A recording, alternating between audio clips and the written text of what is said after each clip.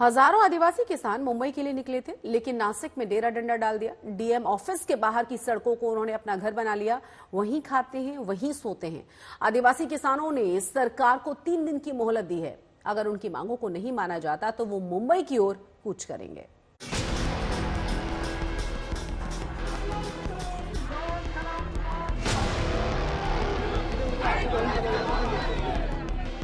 सड़क पर ही पकाना है, सड़क पर ही खाना है, सड़क पर ही सोना है, सड़क पर ही कट रही हैं रातें, सड़क पर ही बीत रहे हैं दिन। सड़क ही आशियाना है, सड़क ही ठिकाना है। पिछले 3 दिनों से नासिक के डीएम के ऑफिस पर ऐसा ही नजारा है। अपनी मांगों को लेकर आदिवासी किसान गांव से निकले थे मुंबई के लिए, लेकिन नासिक में डेरा डाल दिया।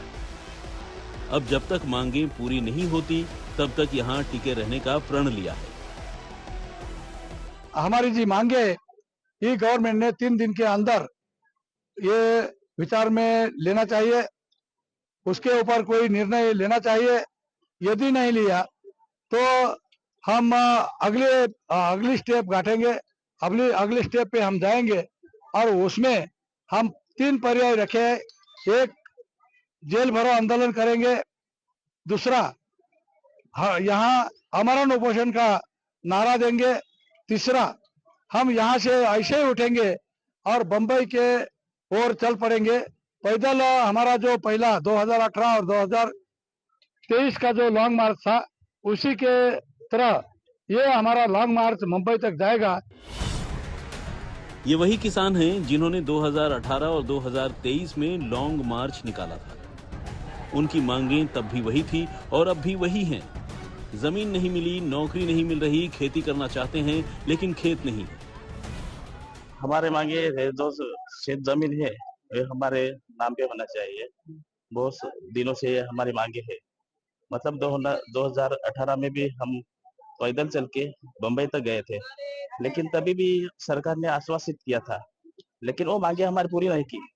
फिर बाद में हम 2023 में गए, उसके बाद भी हमारे लिए आश्वासित किया, तभी नहीं किए। फिर हमने गावित साहब से मिलके सब सेक्टर किसानों ने तय किया कि अभी हम नासिक तक पैदल जाएंगे। आदिवासी किसानों के इस आंदोलन में वो सभी तबका शामिल है जो सरकार से इंसाफ चाहता है। आंगनबाड़ी सहायिका, आशा कार्यकर्ता, आशा पर्यवेक्षक, स्कूल पोषण कार्यकर्ता से लेकर ग्राम रोजगार सेवक, हर किसी की अपनी मांग है।